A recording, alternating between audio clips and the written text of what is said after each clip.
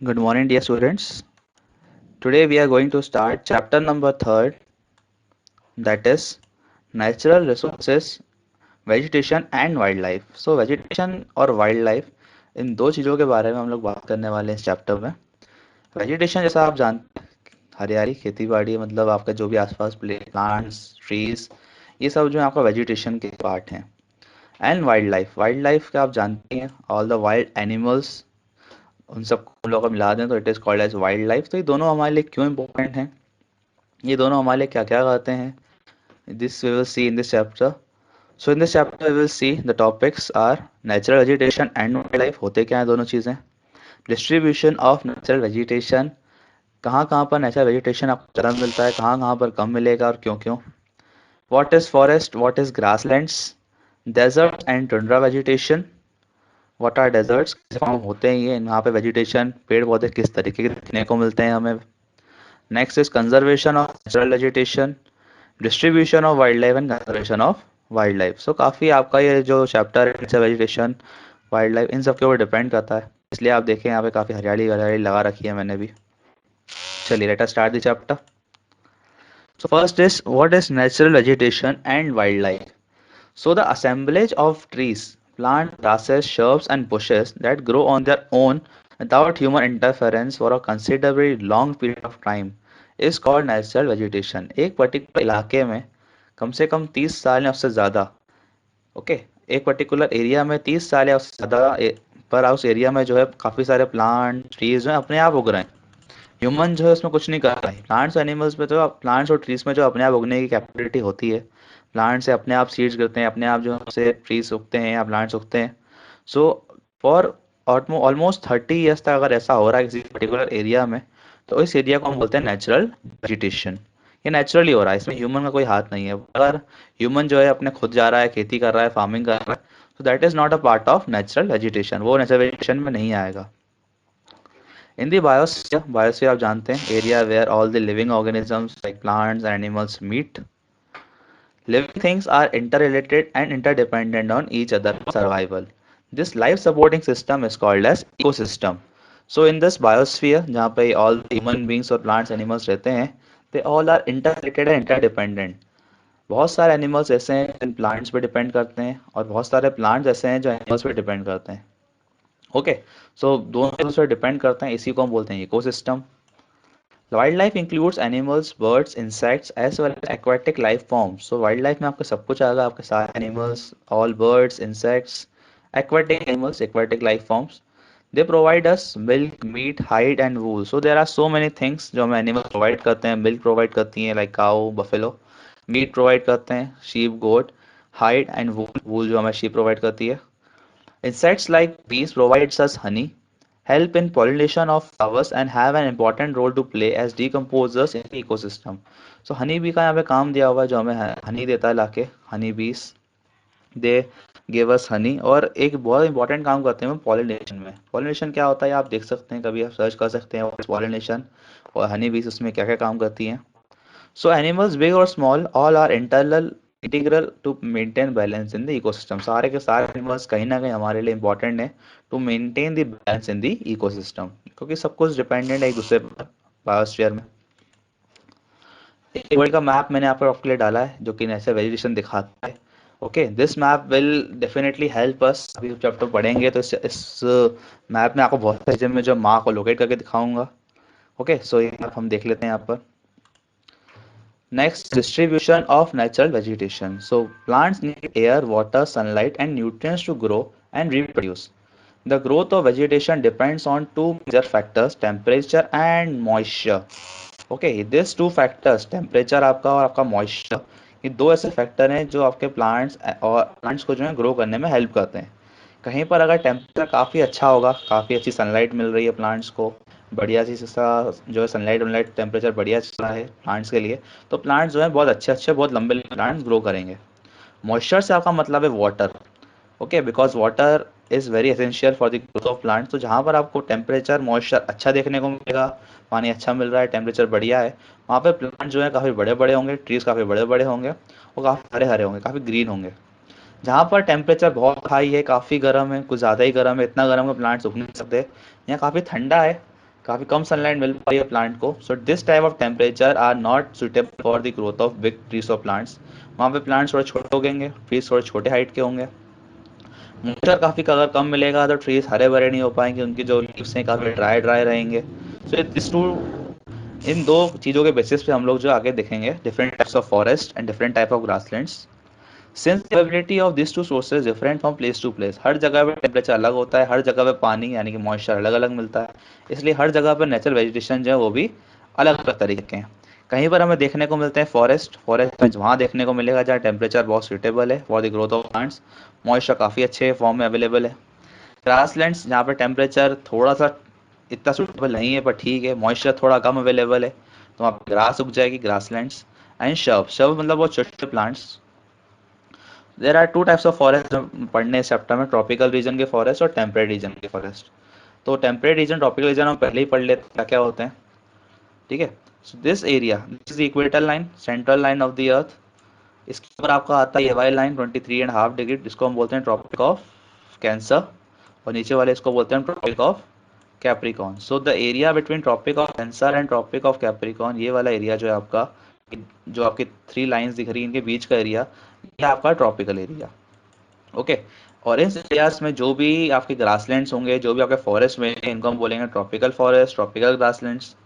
और उसके बाद आपका ये ऊपर वाला एरिया जो इस लाइन से लेकर इस लाइन तक का एरिया, इसके जस्ट एक ऊपर वाली लाइन आपकी, ट्रॉपिक्स जहाँ खत्म होते हैं उसके ऊपर वाली लाइन, साउथ में भी और नॉर्थ में भी ये वाली लाइन तक, this areas are called temperate areas. So in areas में आपको जो भी फॉरेस्ट मिलेंगे तो टेम्परेट फॉरेस्ट, जो भी आपको ग्रासलैंड्स मिलेंगे तो temperate grasslands. In tropical regions, tropical region of forest कैसे होते हैं आपके, tropical forest can be classified into evergreen and deciduous trees. Evergreen trees are found in the equatorial region, ठीक है। टेम्परेचर तो अच्छा ही होने वाला है, इक्वेटर की अगर बात करें, सनलाइट वहाँ पे almost through out the year रहती है, टेम्परेचर की तो कोई दिक्कत नहीं है, सनलाइट बहुत बढ़िया तरीके से मिल रही है, not a problem. The only difference which is created tropical region is moisture. जहाँ पे आपको मॉइस्चर अच्छा मिल जाएगा there you will find evergreen forest, ऐसे ट्रीज जो हर बार साल भर ही ग्रीन रहते हैं, पानी गिरता ही रहता है वहाँ पर। फॉर एग्जाम्पल अमेजॉन फॉरेस्ट है आपके साउथ अमेरिका में, जो कि ट्रॉपिकल रीजन में आते हैं। the trees of that areas are evergreen। यहाँ पे थोड़ा कम पानी मिलेगा पर जो टेम्परेचर तो बढ़िया ही है, that area will be created as deciduous trees or deciduous forest। okay, so there are two types of forest we found in tropical regions, evergreen forest और deciduous forest। evergreen forest जो होता है आपका are found in the equatorial region in the area of heavy rainfall and abundant sunshine। heavy rainfall होगा तो evergreen, थोड़ा कम होगा rainfall तो deciduous trees और deciduous forest। इनकी एग्जांपल देख लीजिए आप लोग। Example of the trees found here are ebony, mahogany, rosewood and rubber. ये कुछ एग्जांपल हैं ऐसे ट्रीज के जो इन एरियाज में मिलते हैं एवरग्रीन और deciduous फॉरेस्ट में। Next is in temperate areas. Temperate area हमको याद है, हमने बताया जहाँ पे ट्रॉपिक्स खत्म होते हैं उससे ऊपर वाली एक लाइन तक, they are called temperate areas. जहाँ पे सनलाइट जो है काफ़ी कम मिलती है आपको। विंटर्स आर माइल्ड, विंटर्स आ चुका है, थोड़ा ठंडा इलाके हैं, इतनी सनशाइन नहीं मिल पाती है ट्रीज को उगने के लिए। And rainfall is moderate, rainfall भी इतना हाई नहीं है, it is also normal for the growth of plants. So यहाँ पर ट्रीज उगेंगे वो थोड़े छोटे हाइट के होंगे, काफ़ी हरे हरे नहीं होंगे। So trees here are shrubs and bushes, छोटे हाइट के trees, not very green। There is less undergrowth, less growth of the trees found। Temperate evergreen forest consists mainly of evergreen trees that retain their leaves throughout the year। The main evergreen trees found here are pine, walnut, eucalyptus, camphor, oak and whittle। तो ये कुछ trees के नाम दिए हैं जो वहाँ पे मिलते हैं आपको। Next are grasslands. So the areas where trees cannot grow, वहाँ पे इतना पानी ही नहीं है कि ट्रीज उग पाए, सो वहाँ पे जो है ग्रास उग जाती है आपकी, that are known as grasslands. Grasslands are made up from the stunned trees or grasses that are found in moderate rainfall areas। So rainfall is moderate, इतना rainfall नहीं है कि यहाँ पे trees उग पाए बड़े बड़े। So there are no forests, यहाँ पे grasslands उग जाते हैं आपके। Over 1/4 of the earth surface is covered by grasslands। So 1/4 area जो आपके अर्थ का है नेचुरल वेजिटेशन के अंदर जो आता है आपका area, it is covered by grasslands। There are several type of grasslands and each one of it has its own name। हर तरह के ग्रासलैंड हर जगह के एरिया के हिसाब से अलग अलग नाम दिए गए इसको, जैसे कि प्रेरीज, स्टीपी, सवाना, ये कुछ नाम है अलग अलग कंट्रीज में जो दिए जाते हैं। All are grasslands. Grasslands develop where there is not enough rain for growth of forest but enough of for growth of grasses. ऐसे एरिया में ग्रो होते हैं जहाँ इतना पानी नहीं है कि फॉरेस्ट हो पाए, बट इतना जरूर है कि हाँ ग्रास उग सकती है, तो they are called grasslands. On the basis of their location grasslands are of two types, tropical and temperate. जो ट्रॉपिकल एरिया में आपके ग्रासेस आएंगे between equator, tropic of Cancer, tropic of Capricorn, उन ग्रासलैंड्स को बोलते हैं ट्रॉपिकल ग्रासलैंड्स। जो temperate areas में आएंगे all as temperate grasslands. So yes, tropical grasslands जहाँ पे रेनफॉल अच्छी खासी है, ग्रासलैंड्स उगने के लिए काफ़ी अच्छी है, जहाँ पे ग्रास जो है काफ़ी बड़ी बड़ी हो जाती है। Here you can C in this picture, the picture on the right part, here you can सी, ये वाली पिक्चर आपकी, here you can C tropical grasslands. ठीक है, इसका थोड़ा नाम इस तरफ है। ठीक है, आप देख सकते हैं कुछ ग्रासलैंड्स आपके जहाँ पे थोड़ी बड़ी बड़ी यहाँ पे जो है ग्रास उगी हुई है। So these areas experience a distinct dry season and receive moderate rainfall during the summer season. Tropical grasslands are tall, growing grass up to 3 to 4 metre, तो काफ़ी बड़ी बड़ी ग्रास उगती है यहाँ पर, 3 to 4 मीटर ऊंची ग्रास उग जाती है। एग्जाम्पल दिए आपके, साउथ अमेरिका में है ये कैंपोस और लानोस नाम है इनका, अफ्रीका में इनका नाम सवाना है। ऑल आर ट्रॉपिकल ग्रासलैंड्स, क्योंकि ट्रॉपिकल एरियाज में आते हैं। Next is temperate grasslands, grassland which are found in temperate areas. यहाँ पे जो है आपका टेम्परेचर ठीक ठीक रहता है, इतनी ज़्यादा वो नहीं मिलती sunlight. Water is also moderate, so here you can C small small grasses, इतनी ऊंची ऊंची ग्रास नहीं है। इनके एग्जाम्पल दिए हैं आपके, prairies in North America, steppes in Australia. Next is desert vegetation, desert में भी जो है थोड़ा बहुत वाटर अवेलेबल होता है। अब देखिए डेजर्ट में तो बिल्कुल ही बहुत ही गर्म टेम्परेचर है, वाटर तो बिल्कुल मिलता ही नहीं है यहाँ पर। तो यहाँ पे जो है थोड़े बहुत ही ट्रीज उग पाते हैं जो सर्वाइव कर पाते हैं यहाँ पर। So there is very little plant life in a desert due to lack of water, very little little plants, already grass grass तो बिल्कुल न के बराबर मिलती है, कुछ प्लांट्स ही होते हैं जो मिल पाते हैं यहाँ पर, जो बहुत ही कम पानी में जी जाते हैं। Only plants that have adapted to the extremes of heat and less rainfall can survive. ऐसे प्लांट जो बहुत गर्मी झेल सकते हैं और कम पानी में उग जाते हैं, सिर्फ वही उग पाते हैं। Plant species with specially adaptive features like thorn, wax coated leaves, thick and spongy stems and long roots can survive here. ऐसे प्लांट जिनमें कांटे होते हैं like cactus, wax coated leaves होती हैं, ऐसी लीव जो वैक्स से कोटेड है ताकि वो जल नहीं जाए, पूरी तरीके से ड्राई ना हो जाए। Thick spongy stems and long roots can survive here. Thorny bushes, cacti and coarse grass are the main plants found in these hot regions. Next is conservation of natural vegetation. Depletion depletion of natural vegetation by humans could lead to deforestation. हम humans जो हैं कहीं ना कहीं अपने घर बनाने पहुंच जा रहे हैं, तो हम लोग घर बनाने के लिए काफ़ी सारे फॉरेस्ट काट देते हैं। इंडिया की अगर बात की जाए तो इंडिया में रेलवे ट्रैक बिछाने के लिए काफ़ी सारे फॉरेस्ट को कट किया गया था। तो इससे क्या होता है, आपका डिफॉरेस्टेशन होता है। और हमने थोड़ी देर पहले पढ़ा कि अगर हम किसी भी चीज़ को जो है एक हद तक अफेक्ट करते हैं, चाहे वो प्लांट्स चाहे वो एनिमल्स हों, तो वो इकोसिस्टम को ख़राब करता है। So we have to conserve them, हमें उन्हें बचा के रखना पड़ेगा। अगर हमने ख़राब कर देंगे तो इकोसिस्टम जो है वो उसमें कुछ ना कुछ दिक्कत आएगी, और कहीं ना कहीं इकोसिस्टम में दिक्कत आने से ह्यूमंस को अफेक्ट होता ही है। So as a result of deforestation the following scenarios are pretty common. Deforestation से क्या क्या होता है आपका, डिक्रीज रेनफॉल, रेनफॉल कम होने लगती है। बैरन हिल स्लोप्स, आपके जो हिल्स होती हैं जहाँ पे बहुत सारे ट्रीज होते हैं, वो बिल्कुल बंजर हो जाते हैं, किसी काम के नहीं, बिल्कुल एक खाली हिल बन जाती है। इंक्रीज सरफेस रन ऑफ्स, ये एक बात है, जब भी पानी जो है जब वो नीचे आता है आपके माउंटेनियस एरियाज से, तो अगर उसमें ट्रीज हो बहुत सारे, तो ट्रीज क्या होते हैं, पानी को ऑब्जॉर्व कर लेंगे। अगर ट्रीज ना हो तो ये पानी जो है बहुत ज़्यादा आएगा, और नीचे जो भी इलाके हैं, जहाँ भी जो भी इलाके आपके माउंटेन्स के नीचे आते हैं, बाढ़ और फ्लड्स काफ़ी ज़्यादा आएंगे। सॉइल इरोजन एंड डेजर्टिफिकेशन, बिल्कुल डेजर्ट इलाके हो जाएंगे, जहाँ पेड़ ही नहीं है तो डेजर्ट ही हो गया।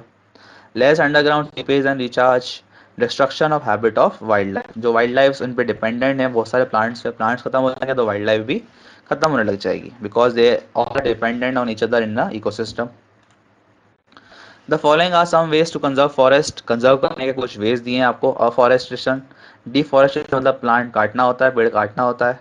अफॉरेस्टेशन, प्लांट और ट्रीज लगाना होता है, वापस से कल्टीवेट करो उन्हें, वापस से लगाओ। Discouraging the practice shifting cultivation, shifting cultivation क्या होता है, इसमें लोग क्या करते हैं, कल्टीवेशन करने के लिए, खेती करने के लिए क्या करते हैं, पहले खेत को जलाते हैं। जलाने में क्या होता है, खेत तो जल जाता है, उसके बाद जो आसपास फॉरेस्ट होता है, इलाका होता है, वो भी जल जाता है, तो उसको बंद कर देना चाहिए हमें। कंट्रोलिंग डिफॉरेस्टेशन, डिफॉरेस्टेशन पेड़ों को काटना कंट्रोल करो, कम से कम करा जाए इसको। प्रोटेक्टिंग एग्जिस्टिंग फॉरेस्ट, जो अभी फॉरेस्ट बचे कुचे हैं उनको प्रोटेक्ट किया जाए। इसके लिए हमारे गवर्नमेंट ने काफ़ी सारा एक्ट भी बनाया है कि अब आप फॉरेस्ट में जो है नहीं जा सकते, फॉरेस्ट में अगर जाते भी तो वहाँ के आप ट्रीज नहीं काट सकते।